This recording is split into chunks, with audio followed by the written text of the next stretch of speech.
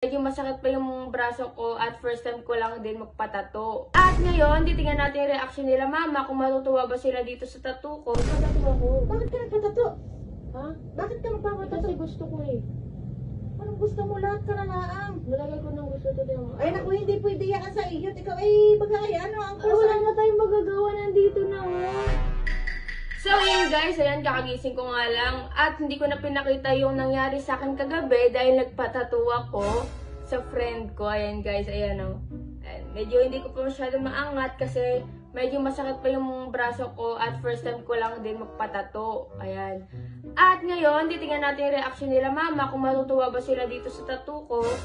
Pero feeling ko hindi kasi ayaw nila. Ayaw nila na magpatato ako kasi nga magpa-flight attendant ako. Panigurado mapapalayas ako nang wala sa oras ah.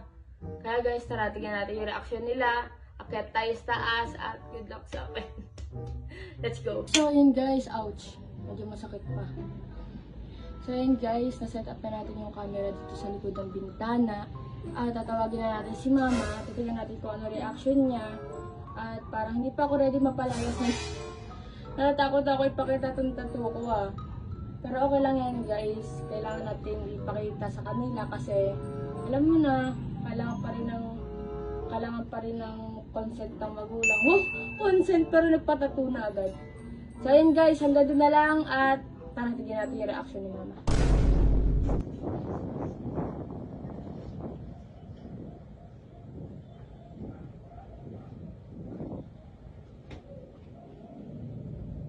Ma! Ano ba? Akad ka dito. Ito ako sa kabilang kwarto. Bakit? May papakita ko sa'yo. Ano yan? Tara dito ka. Punta ka muna dito.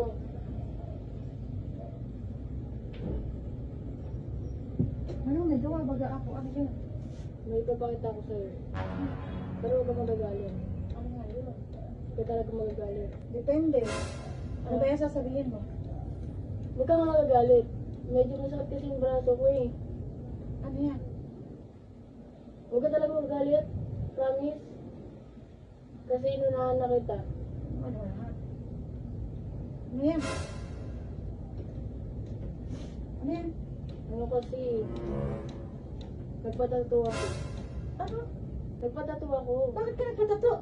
Ha? Bakit ka magpapatato? Kasi gusto ko eh. Anong gusto mo? Lahat ka na laang. Nalagay ko ng gusto to din. Ay naku, hindi pwede yan sa iyo. Ikaw ay bagay. Ano ang Ay, wala na tayong magagawa. Nandito na oh. Oh. Ouch. Medyo masakit pa. Aba, Ayan. hindi yan pwede sa tourism RAJ. Eh, wala tayong magagawa. Nandito na. Nailagay ko na. Napalagay ko na. Ang sakit yung braso ko. Ang sakit. Ang arte mo. Arte mo.